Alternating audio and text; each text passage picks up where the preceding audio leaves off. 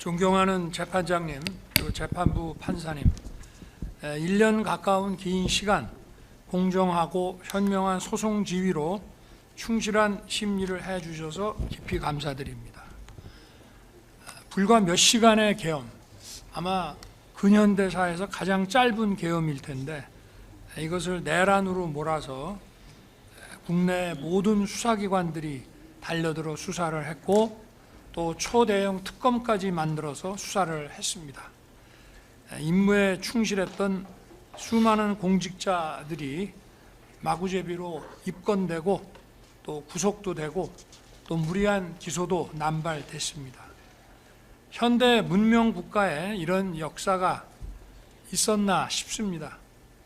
숙청과 탄압으로 상징되는 광란의 칼춤 속에서도 법과 원칙에 따라 중심을 잡고 재판을 이끌어 주신 재판부의 노고에 경의를 표합니다. 이 사건 공소장은 객관적 사실과 기본적인 법 상식에 맞지 않는 망상과 소설입니다. 저도 과거 26년간 수사와 공판을 담당했지만 이렇게 지휘 체계도 없이 중구난방으로 여러 기관들이 미친 듯이 달려들어 수사하는 것은 처음 봅니다. 지휘 체계도 없고 무조건 내란이라는 목표로 수사가 아닌 조작과 왜곡을 해왔습니다. 우리나라를 오래전부터 지배해온 어둠의 세력들과 국회에서 절대 다수 의석을 가지고 있는 민주당의 호루라기에 맹목적으로 달려들어 물어뜯는 이리떼들의 모습이라는 생각이 듭니다. 특검에서는 제가 무슨 개헌을 해가지고 장기 독재의 발판을 마련하기 위한 친위 쿠데타를 했다고 하는데 그러면 거기에 관한 정부적인 시나리오를 좀 제시를 해 보십시오. 개헌을 어떻게 하며? 그리고 보통은 과거에 이런 소위 쿠데타성 장기 독재 내지는 권력 장악에서의 이 개헌이라는 것은 국회를 해산시키고 국민 투표로서 밀어붙여서 했지만 오늘날 우리 국민이 이런 국민 투표에 녹록하게 응할 사람이 어디 있습니까? 한번 그 시나리오를 한번 좀 얘기를 해 보십시오. 그러니까 망상이고 소설이라는 것입니다. 이게 특검에서는 장기 독재를 위한 장기 독재요. 임기를 제대로 마무리하는 일도 지금 숨이 가쁜데 장기 독재를 뭘 어떻게 한단 말입니까? 시켜줘도 못합니다. 그런데 나라가 얼마나 절박했는지 국민이 아주 안온한 상태에 있었다는데 그렇게 생각하니까 바로 이 탄핵과 내란몰이에 찬성하면서 이렇게 적극적으로 수사도 하는 거 아니겠습니까? 국가 비상사태를 초래한 원인이 바로 국회였습니다. 거대 야당이 지배하는 바로 이 국회였기 때문에 이런 대의제의 폐악과 독재를 주권자인 국민에게 알리고 호소하고 깨우는 것 이외에는 할 수 있는 다른 방법이 없습니다. 개헌을 해가지고 장기 독재를 한다고요? 그거 정말 좀 미리 알려주시지 그랬습니까? 어떻게 하는지 좀 배워보게. 저는 그런 생각 해본 적도 없고 우리나라 국민들이 그런 거에 넘어갈 사람도 아니고 우리나라 군이나 경찰이나 그런 거에 휘둘릴 사람도 없습니다. 야당을 다 반국가 세력으로 보느냐?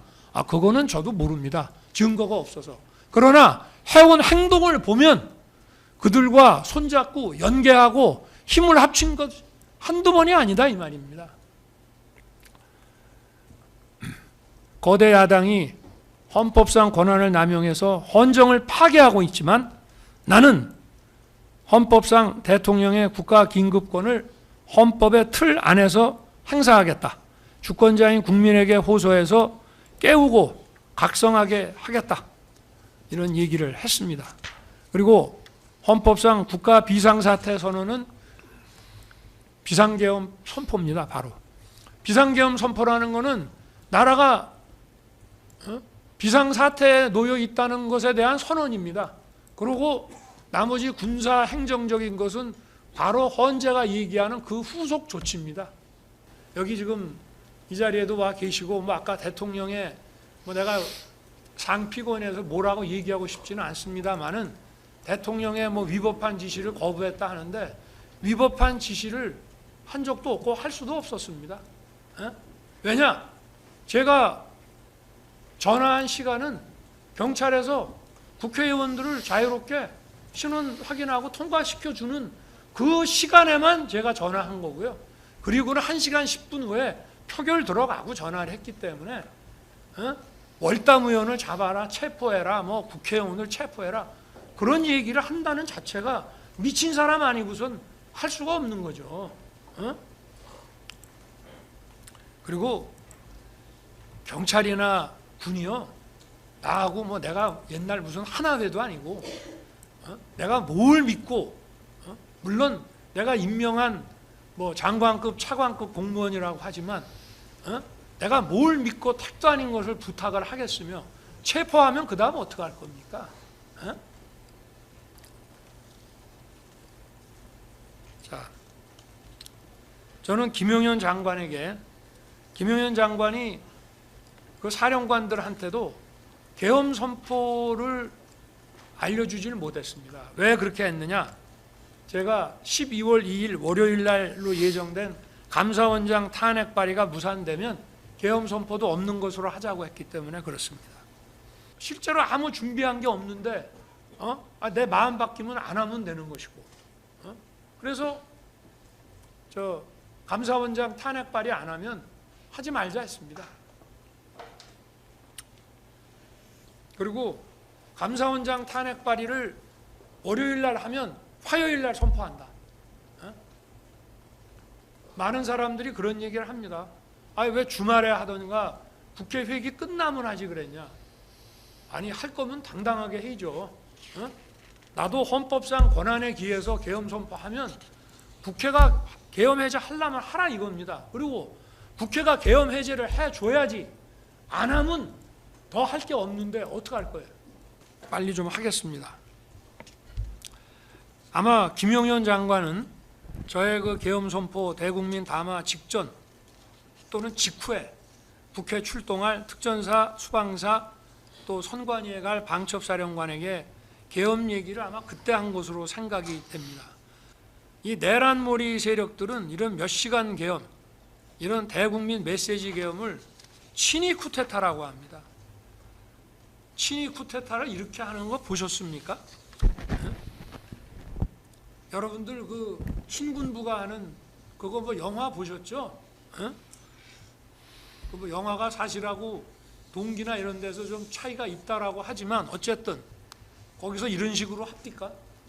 친위 쿠데타라는 거 어떻게 하는지 알지도 못하고 생각도 해본 적이 없습니다만은 이렇게 방송으로 언론에 알리고 또 사전에 준비 없이 야간 당직 근무자 소수만 데리고 하는 겁니까?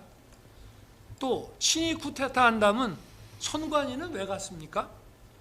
아니 사태를 아예 장악하고 나중에 가도 되는 거고 친위 쿠데타라고 하면 당분간 선거할 일도 없는데 선관위를 못 알아갔습니까? 아니 상식이 있으면 생각을 해보십시오.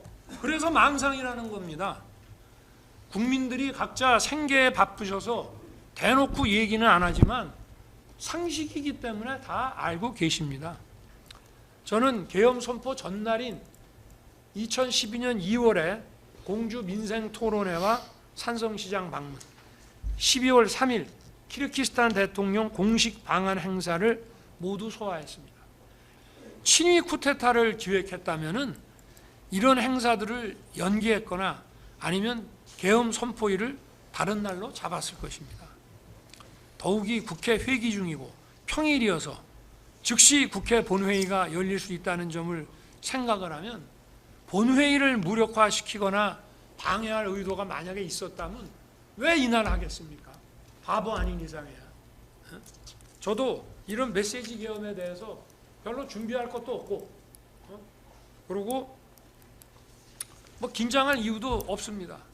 이게 정치 지형을 송두리째 바꾸는 초법적인 조치가 아니라 이런 국정 마비와 헌정 붕괴의 위기 상황을 국민들께 알리고 주권자를 깨우기 위한 조치. 저는 계엄 해제하고 새벽에 관저로 돌아와서 야 그래도 안전사고 없이 그래도 군인들이 잘 참아줘서 참 다행이다. 그러면서 좀 안심하고 휴식을 취했습니다. 계엄을 해제하고 났더니 바로 뭐 내란 어쩌고 하면서 떠들길래 하도 어이가 없어가지고 아니, 내란이라고 그러면 내가 뭐 국회를 문을 닫거나 또는 뭐 반영구적으로 국회를 셧다운을 시키거나 뭘 해야 되는 거 아닙니까? 그런데 그런 내란무리 하는 거 보고 뭐 원래 그런 사람들이 계속 그런 식으로 해온 사람들이기 때문에 뭐 좀 그러다 말려니 생각했습니다. 그리고 공수처가 서부지법에 체포영장 청구했다는 얘기 들었을 때도 제가 헌재 탄핵 사건의 변호인인 김홍일 저 변호사님한테 전화해서 얘들이 아마 저 엑시트 플랜 출구 전략 세우려는 거 아닌가요? 내란죄 수사권이 없으니까 이 영장이 기각되면 이제 경찰이나 뭐 이렇게 해서 넘기려고 하는 거 아니겠습니까? 순진하게 이제 그렇게 생각을 했습니다. 국헌문란과 폭동이 안 된다는 것만 헌재에서 잘 설명을 하면 뭐 군인들 중에 일부 구속되고 한 사람들도 있지만 다 정리가 되겠거니 이렇게 순진하게 생각을 했던 것이죠. 그러니까 이런 바보가 어떻게 친위 쿠데타를 합니까? 친위 쿠데타 할 정도 되면은 눈치가 빨라야죠. 정치적 후각이 뛰어나야죠. 그렇지만 탄핵 반대 여론이 높아지고 국민들이 또 국가의 위기 상황에 대해서 계몽됐다면서 응원해 주는 걸 보고 아 내가 울린 비상벨이 그래도 효과가 있구나.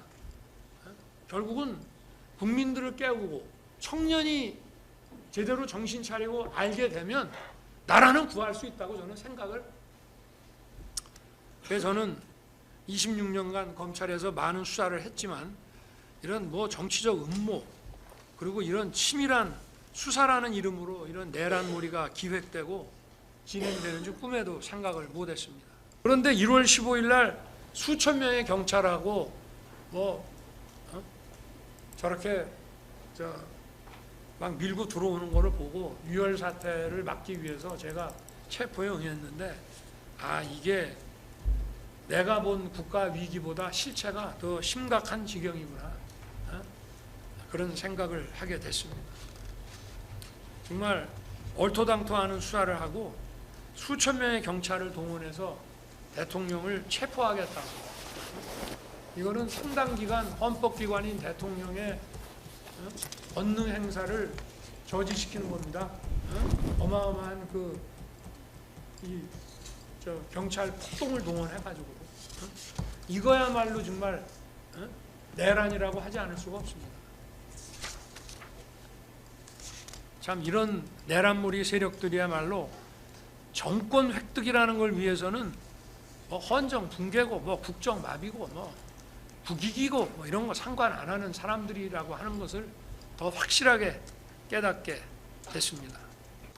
이 사건이 갖는 헌법적 함의와 대통령으로서 국가 위기 상황에서 헌정 붕괴와 국정 마비를 막으려 했던 엄중한 책임감에 대해서 살펴주시기를 부탁드립니다. 그것은 결코 국헌문란이 될 수 없습니다.